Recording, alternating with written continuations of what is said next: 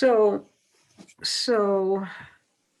Noreen, you were telling all about the briefing this afternoon. You want to keep going with that? Right, and the briefing was on the Public Health Excellence Grant. It's an orientation. It was an orientation today for new groups who are going to be joining in phase 4, and we are part of 6 towns along with Greenfield, which is the lead group. And basically they talked about, I think 5 different areas today that the grant would be working on. The first was intergovernmental communication. The second was budget. The third was workforce training and technical assistance for development. The fourth was performance standards and data systems. And then there was a segment on sort of the status and reporting in a coordinated fashion through MAVEN and what's going on in infectious and communicable disease. The good news for us is that a lot of these administrative things like facilitating communication and the budget is going to be done via Greenfield. And Greenfield has already hired a very competent person to interface with us, a grants writer and manager. Her name is Althena Lee Bailey, and I have her email and contact information, if anyone needs it. Also, I think we're lucky that Greenfield has some people who are interested in serving as epidemiologists. They have a part-time epidemiologist on staff, and that person would be willing to take on some additional hours as part of contractual money when this grant comes through. And also Greenfield has already been working on developing job descriptions for us to hire a public health nurse and a health agent that would be shared between the 6 towns. And I did get copies of those job descriptions, which I have reviewed, and I did forward at least one of them to Arlene. I wasn't sure how much any of you wanted to be involved in the details of some of this, so I'm kind of going ahead and interfacing with the group and attending their meetings, on a monthly basis and trying to respond to some of their emails and so forth without involving everyone, but I'm happy to forward anything to you that you might want to see. Oh, the other good news is we got our, Kat, what is it called? We found there were 4 segments. Our letter of commitment.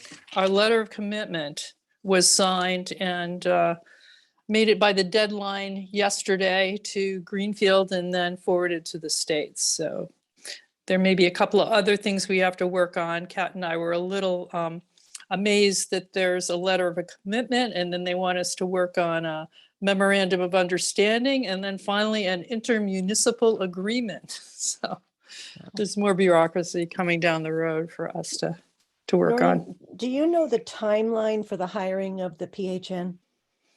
I think they are, again, it sounds like Jen has someone in mind who's interested in the job, which is fabulous given, the difficulty hiring these days. Right. So I'm thinking she's reviewing these or sending these job descriptions out for us to review. So I think she's probably going to finalize them and post as soon as they get the money from the grant, which was supposed to come through the 1st of November.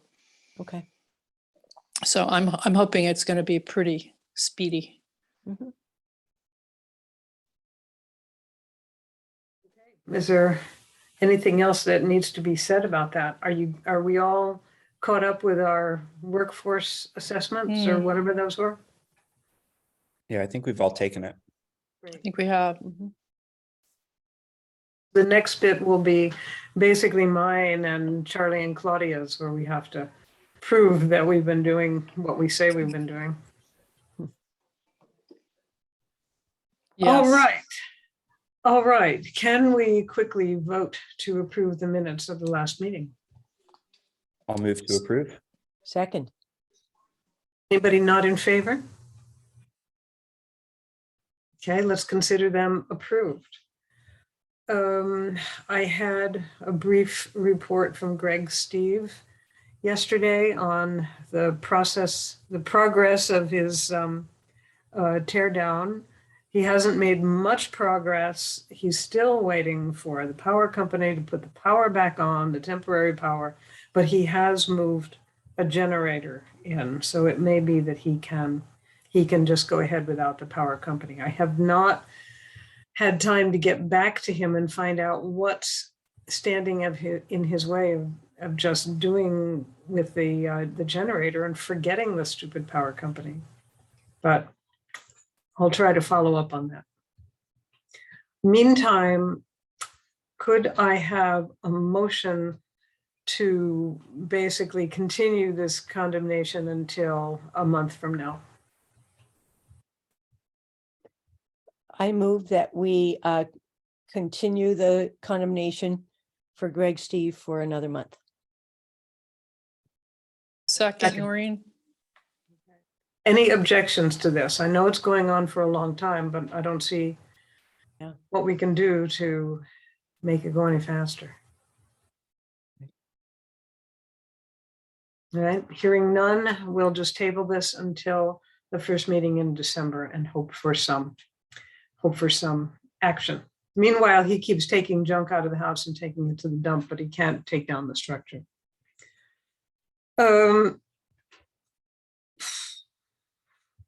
I had it in mind to propose a policy about the beaver trapping permits. And I talked with Tim about it because I happened to see him at town hall yesterday. My thought had been to require an expert opinion so that when there is a beaver problem becoming apparent, to require an expert opinion on what's the best way to deal with the beaver. And then they would bring that to us. So I mentioned this to Tim. So would this work for you, Tim? For one thing, it would get you off the hook because some person who knows more than you would be saying that either we have to trap or we can do something else. Tim said he could work with it, but the problem for him was that there are some people who do this. There are experts, but they don't come free. And when I said, well, I think the idea is you would hire the expert to tell you what to do, and then you'd hire him to do what he told you. And he said, and we were talking about a particular person that we know and has done some work in town. And he said, well, that guy is so busy that we might not be able to get him, in which case our policy would be counterproductive. So it also sounds like there's a little bit of a conflict of interest there. You know, asking for the expert opinion of the person who then would be hired to carry that out could, you know, there's a little concern about yeah, I see what you mean. Conflict of interest to me. Yeah. And yet, I mean, those are the people who know what they're doing. Sure. Right. So yeah. So I'm thinking maybe we won't do this. I'm thinking I'm not even gonna propose it. That if we get a request, we'll just ask for an explanation, a clear explanation of why lethal means are the only appropriate possibility. What are other communities doing in a parallel situation? Doesn't seem like we need to invent a wheel here. Well, that's a good point, but I have no idea. I mean, I know that, you know, basically the problems are the same in all the communities, and in some places where possible, they're using water flow control devices and other techniques. And then also there's trapping. There's not. Right, but I'm wondering what they are doing to determine the best course. That I don't know. In That I don't know. the limited bit that I've looked at it for applications on other boards of health websites, it seems that they pretty much follow it to the letter of the regulation. And that is if the request is specific to trapping, then they only need to go to the Board of Health. But then if it's related to adjusting the waterway, then there's a need to involve Conservation Commission. But the applications that I've seen don't ask for proof of other measures prior to trapping. Right. I mean, normally I've been inclined to take the word of the person who's asking for the permit, because it's never just a private citizen who just wants to trap a beaver and get it over with. It's always a public entity that's trying to maintain infrastructure integrity. And if they say, this is what we need to do, I believe them. And in conversation, they might also say, we've tried this and this and this, and those things have failed. Do we need to do more than that? Miriam has her hand raised, just so you know. Oh, Miriam, please, why don't you unmute yourself and weigh in? All right, thanks. Well, this is a really complicated issue. And it's also clearly an issue that the public has a lot of feelings about. And just based on my read of how many emails the Conservation Commission received in the last couple of weeks about the trapping that happened down by the lake.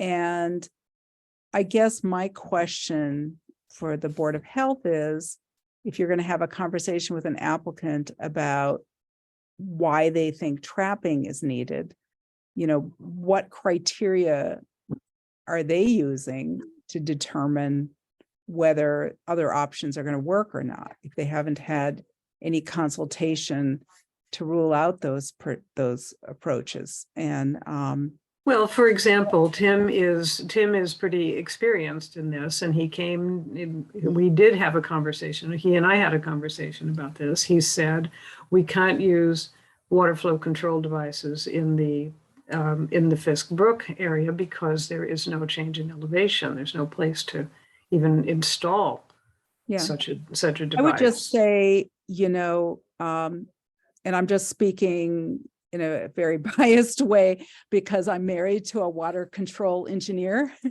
who knows how to design all sorts of stuff around water control technology. And I asked him about this, and he said, absolutely, you can design a flow protection device that doesn't require a drop in gradient. And you can even design one that would allow you to have a gate so that people could kayak under a culvert with that device. So there are design options available that may be non-standard for a particular situation. That's why I guess I think, the commission has had this conversation that we would like to see, and we're speaking just not because we have jurisdiction here, but just from an environmental perspective, and because we are concerned about protecting wildlife and wildlife habitat, that it would be really good to have a process that really looked at those other non-lethal options in a careful way, especially if it's the town doing it. And there's some, yes, there's emergencies where infrastructure is at risk, but sometimes we can predict in advance where those culverts are going to be or where the likely hotspots are going to be. So there could be some time to get an evaluation in a non-emergency setting. Well, somebody's going to have to take it. Fisk Brook is, a hot spot, and there's definitely a lot of beaver activity. I think our concern is that trapping is not going to be a solution when you have a large resident population of beaver upstream. You're never going to, and trapping without removing the dam makes no sense, because if you trap the beaver but you leave debris that the beaver are starting to build, then you're not really protecting infrastructure. And we didn't receive an emergency certification request to remove any debris with this recent trapping. So that also was a question of like, you really shouldn't do one without the other. Right. I don't know if it has been standard practice in the past to actually apply for an emergency certification for that, especially in an area like Fisk Brook, where you don't really have any significant wetlands there. Basically, you just have free running water until you don't. So it may not have seemed, necessary. That part of it may have been overlooked.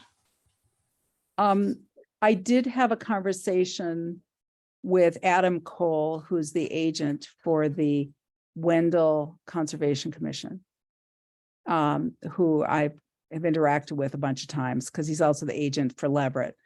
And he was really interested in this whole discussion about Fisk Brook. Because the Conservation Commission has been interested in the beaver population on Fisk Brook, which is in Wendell. And I asked him if he would reach out to his commission and also perhaps to the board, their Board of Health, to see if they have some thoughts about beaver flow protection devices that might involve, something that is a perhaps joint proposal between Wendell and the town of Shutesbury, because it sounds like if it was some of these devices, if you were going to really get gradient, you have to have a long flexible pipe that's going to go into Wendell. Though, as I mentioned, there are some other designs that don't require that, that have to be fabricated for the particular site. And, maybe the Beaver Solutions guy knows how to do that or not. I don't know. Well, Miriam, who do you see as the one who would be undertaking this project to determine exactly where the problem is and find solutions to it and have those solutions implemented? It's not the Board of Health.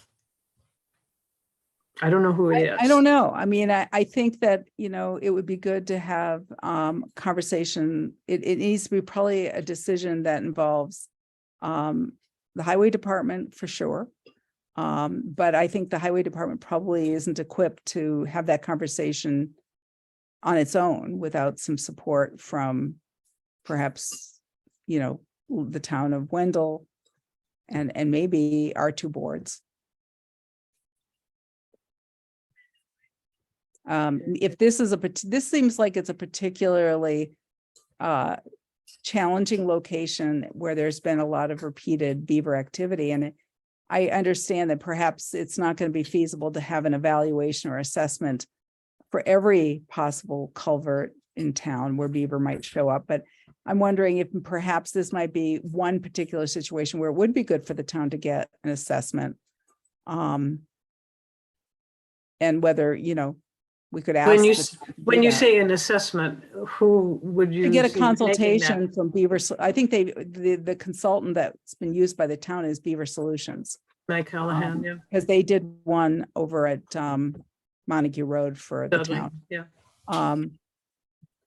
So this is different than putting in a policy requiring a consultation for every single situation.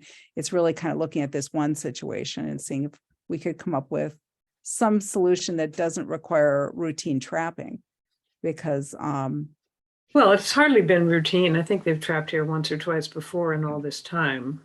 yeah, And there's been trapping here and there.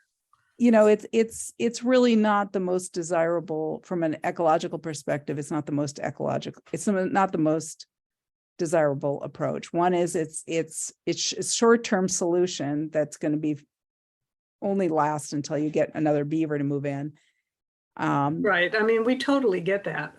But as you pointed out, we get these requests on an emergency basis, and there isn't a long-term management strategy in place. Right. And that is not for the Board of Health to come up with. Now, would Concom be willing to undertake the development of a long-term strategy for that area? I can ask. I mean, I don't know. I know that when we discussed it at the last meeting and you were at that meeting, it seemed to me like there was a lot of interest in this topic on the commission. You know, we have a wetland scientist on the commission. We also have a wildlife biologist who cares about this stuff. And so it is a topic that people care passionately about, probably on both sides, either pro or against beavers. There are probably some people who just feel like they're an absolute nuisance and, you know, they aren't worried about the trapping, but yeah, I think a long-term management policy for that particular location makes sense because there is vulnerable infrastructure. You know, we certainly would be willing to have a conversation. I can ask the commission whether they want to have a conversation with Tim Hunting about it. Again, we don't have jurisdiction. We can't mandate anything.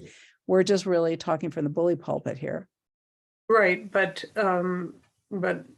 I don't think you need to mandate anything. I mean, Right. what you would be doing would be facilitating some procedures, right, out of the goodness of your hearts to make this process go more smoothly and possibly differently in the future. Well, I will take that back to the commission. And my guess is that they'll probably be interested in trying to have that conversation.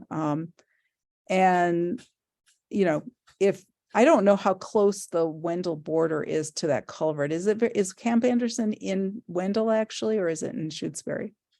It's on both sides. Okay. But the town line is pretty close. Yeah.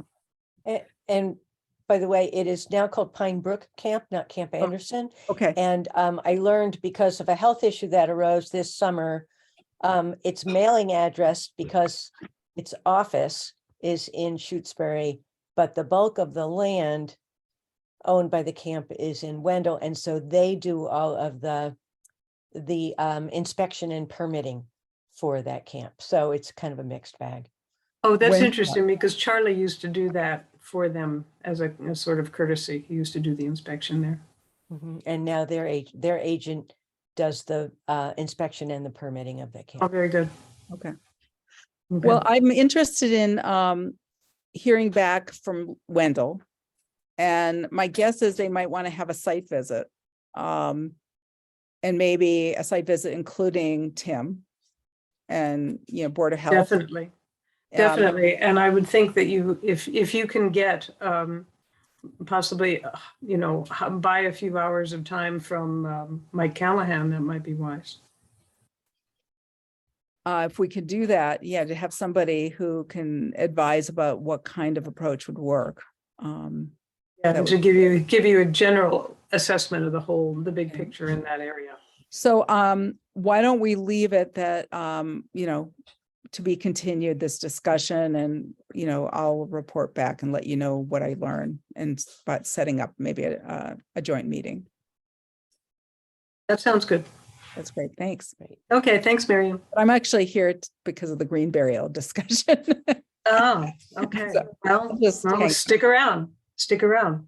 Is there anything that anybody else wants to say about the whole beaver business?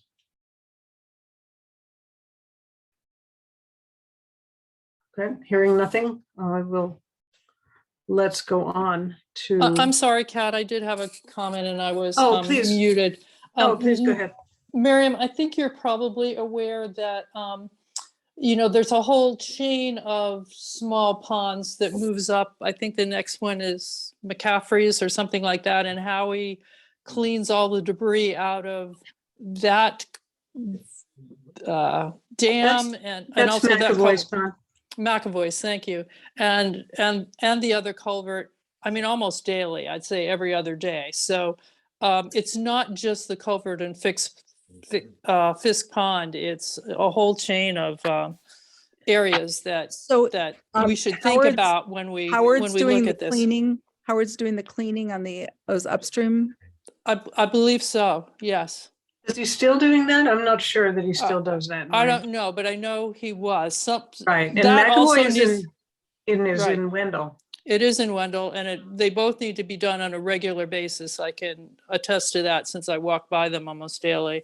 So that just concerns me because, removing debris like beaver dam debris is supposed to be done under an emergency certification with conditions from the Concom. And we did, when there was this concern in the last week, we got a phone call. The commission got a phone call from a resident who lives down at the lake, who said that Howard used to clean out the debris around this culvert, and she was unhappy with the way that the debris was being left within the lake because it was mucking up the cove. And that would, for example, if we were to issue an order of conditions for emergency certification, I reviewed this with our DEP contact, and they gave me sample conditions that commissions and DEP supports for beaver dam removal. And it usually includes a requirement that the debris be removed out of the resource area completely, that it not be just thrown on the bank or left in the water. It has to be removed completely. So I am concerned that this isn't happening in the way it's supposed to be happening. Well, my point is that it's a pretty big issue, and it builds up significantly.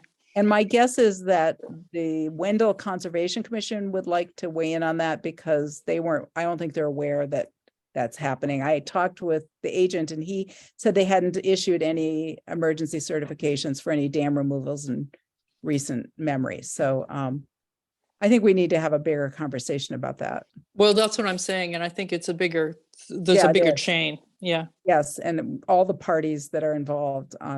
So Howard should be a part of that possibly as well. All right, well, I'll let you move on. Thank you. Anything else on this topic?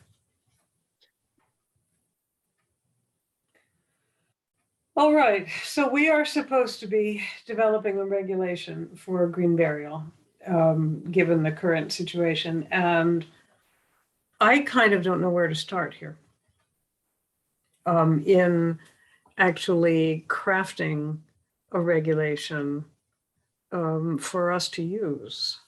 And I don't know if Garrett, for example, might have some idea about where to start.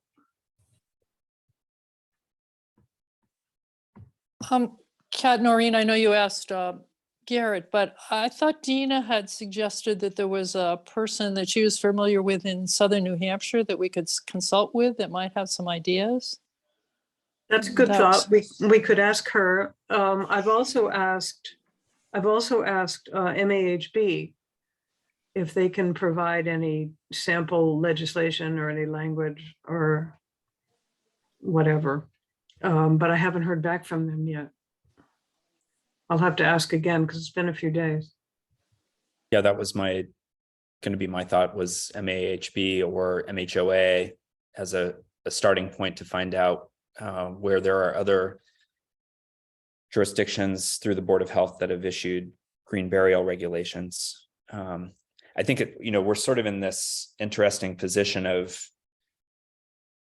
deciding to talk about it in part because there's a particular case we want to look at, but then also a desire to have regulation in the town should other green burial sites be proposed.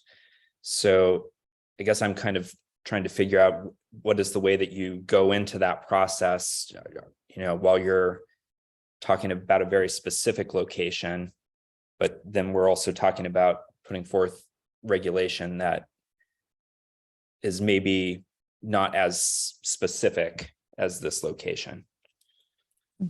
Right. When we went through this process with West Cemetery, with our own cemetery commission, we developed regulations that were specific to West Cemetery. And those certainly are a starting point for us. But something more, well, here's the thing. It's pretty clear from the DEP guidelines that you showed us, Garrett, that the guidelines for DEP are intended for new cemeteries, right? So I would think that for the most part, if a new cemetery were to be proposed, that we would want to simply impose the DEP guidelines, right? The reason for us to have a specific regulation on this other than that would be for adding green burial to an existing cemetery, right? Or addressing issues where the DEP guidelines don't match up with the circumstance of the cemetery. Right, but if it were to be a new cemetery, right, then it would seem that it would be reasonable to require that, right? If you're going to propose a brand new cemetery where no cemetery was before, and there are guidelines for that, that if you can't meet the guidelines, you'd better not do it, right? Whereas if we have an existing cemetery that has basically a change of use in mind, that's where we would need guidelines. And that's what's a little bit weird here, because this is the only cemetery that's not governed directly by the cemetery commission, because it's the only private cemetery in the town. So it feels weird to be doing this. Nevertheless, town council recommends that we do this. And one can see her point. So couldn't the DEP regulations be the jumping off point for, I mean, there's language in there that's relevant to an existing cemetery as well, right? With setbacks and.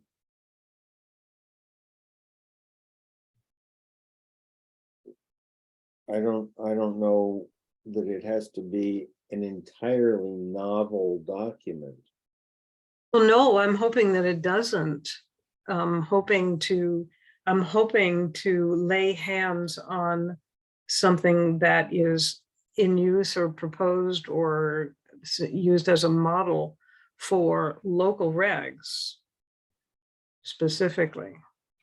Mhm. And that woman who was described as an expert, Lee Webster. she's still in the wings somewhere. Well, she's up in New Hampshire, and Dina knows her, and I'm sure that we could get some information from her. But of course, she is in New Hampshire and not in Massachusetts, right? And we need to have Massachusetts regulations, so she can be useful to some extent, I think. It seems to me that the main features of a regulation that we would adopt would be setback to private wells and surface water, and what we've done in the West Cemetery, and we're talking about doing at JCA, and that is a soil analysis to determine the estimated seasonal high groundwater table. And density of burials as well. Pardon me? Density of burials fits in as well, right? Right, we could also address that. And one of the things that has been, I think, quite a point of contention is in our discussion with the JCA is who is responsible for identifying the locations of these abutting wells. And I do think that that needs to be spelled out. Right, right, that the That applicant it, would be that- required. or doing the soil testing. The applicant needs to arrange for soil testing and for the identification and location on a plot plan of any wells within whatever the setback is that we specify in the regulation. Okay. All right, so that's another piece of it that we would have there. I We mean, would that's just have my the- opinion. I'm not, No, I think you're absolutely right, because we did have quite a go-round about that. yeah. So we have the application requirements. We have soil testing, we have setbacks, and we have density. Are there other aspects of this that should be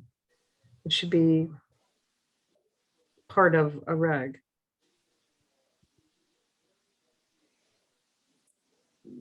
It did make a distinction between private and public wells, correct? Right.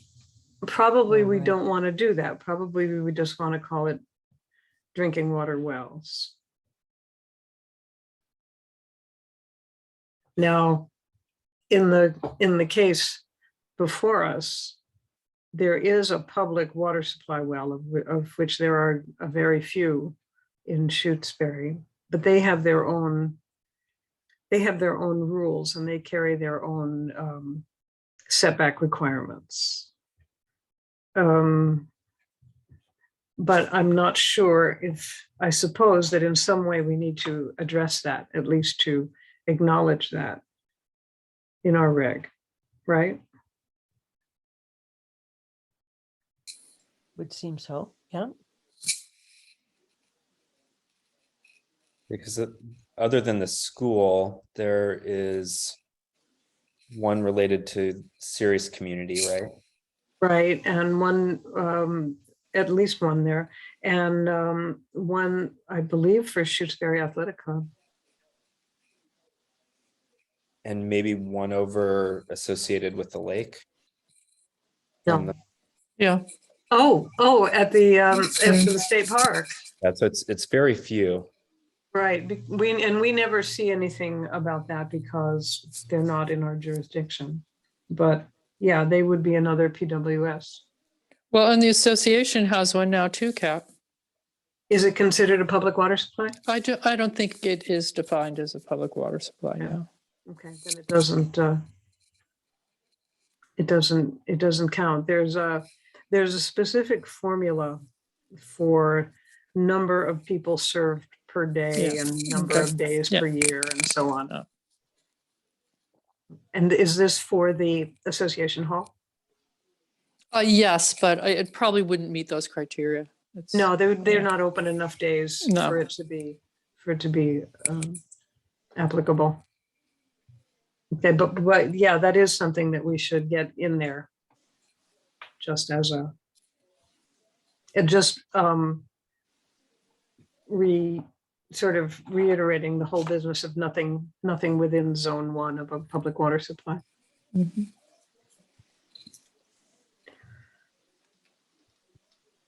Are there more things that you can think of that should be included?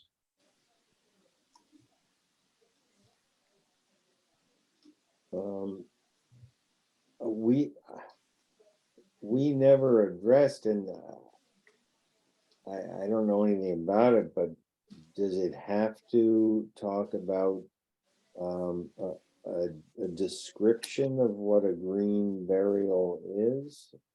Yeah, there would be a definition section at the beginning, as there usually is in a regulation, and we would say exactly what we meant by all the terms that we used.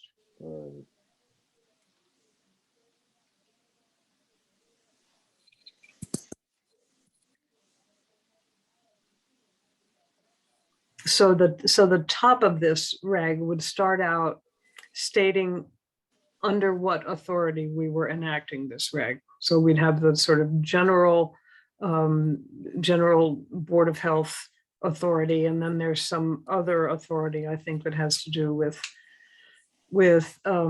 cemeteries that I don't have in front of me. And then we would have all the definitions of what we are actually talking about. And then we would have our actual provisions and requirements. And then there's a bunch of boilerplate at the end, like severability and all kinds of stuff. We'll have to get town council to help us with it, but I was hoping to have something that I could put together based on what other towns or what MAHB have so that we're not starting from zero with her.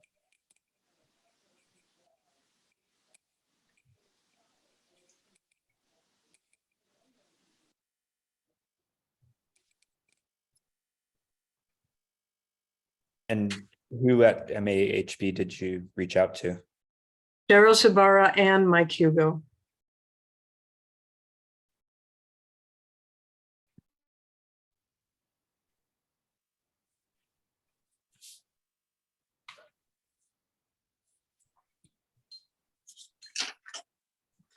So one of the things that we're going to have to determine is, are we going to have a fixed setback that against which we can give burials? I mean, DEP is recommending 300 feet. We're talking about giving a variance to 100 feet or maybe more than that. You know, maybe a higher number, like 150 feet, depending on what it looks like. So I think we're going to have to actually be specific about the kinds of setbacks we're talking about.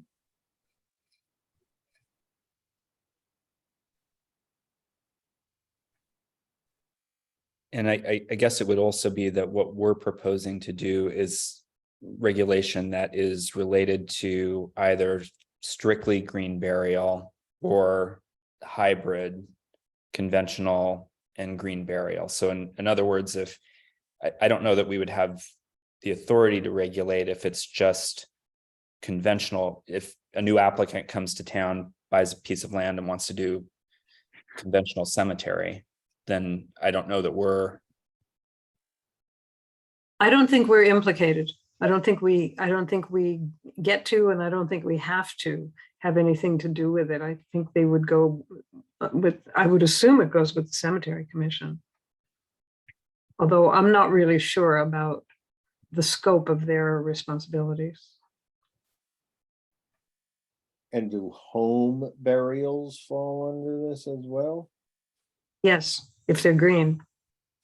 And in fact, it was about in 2017 when we came up with guidelines for the West Cemetery. We also worked on guidelines for home burial.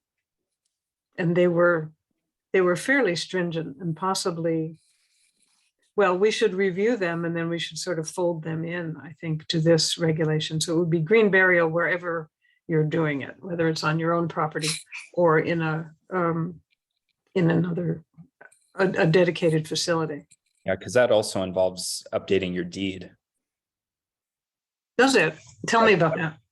You have to, if you do a home burial, then you have to file that there is a burial plot on with your deed.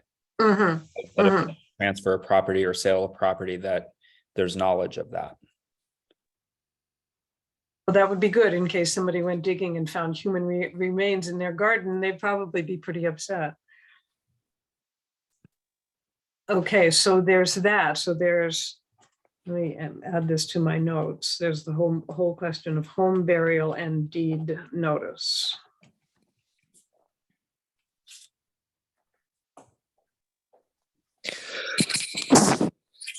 Bless you. Thank you.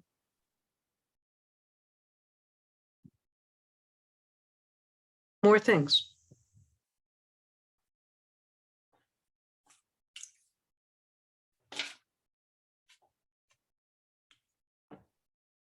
All right, well, that gives us somewhere to start. And I'll see if I can put this into sort of paragraph form, even with, just sort of some empty forms. And see what we can get maybe from Donna or from Cheryl, or possibly from Lee Webster.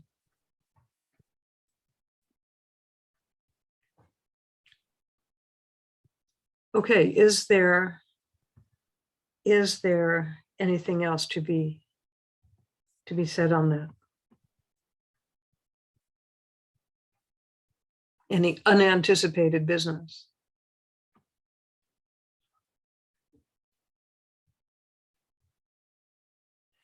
By the Catherine, way, I believe we have a reporter yeah, there are a with couple, with us. so I don't know if they wanted to ask questions.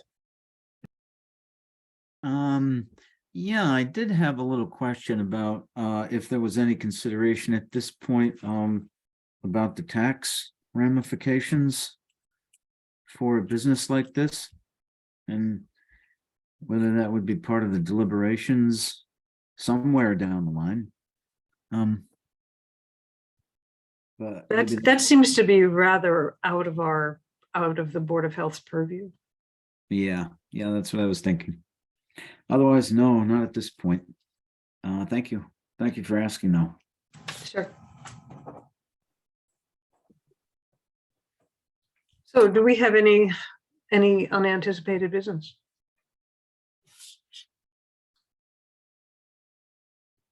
No. All right. Wow, new record. It's only 7:48. If we don't have anything else to talk about, I would entertain a motion to adjourn. Second. Oh, here's Diane. Diane is here. Diane, did you have anything to weigh in on? If you did, you're muted. I think I'm unmuted. Yes, you I are. don't really have anything right now. Oh, okay. Thanks for asking. I should add before we close that there is going to be a meeting. It's not going to be a big open public meeting. It's going to be a private meeting with Joe Comerford's office, just so that she can get educated on this. And even though we don't, any Board of Health regulation that doesn't have to do with septic systems, which is called the general regulations, does not require a public hearing. But I think in this case that we should have a public hearing and kind of get this out into the community. So that's upcoming, a little way down the line. Okay, if there's nothing else to say, how about a motion to adjourn? Don't all speak at once. Move to adjourn. We're here a second. Second. And do I hear any objections to adjourning? Wonderful. Let's consider ourselves adjourned. Thank you so much. And see you soon. Thanks.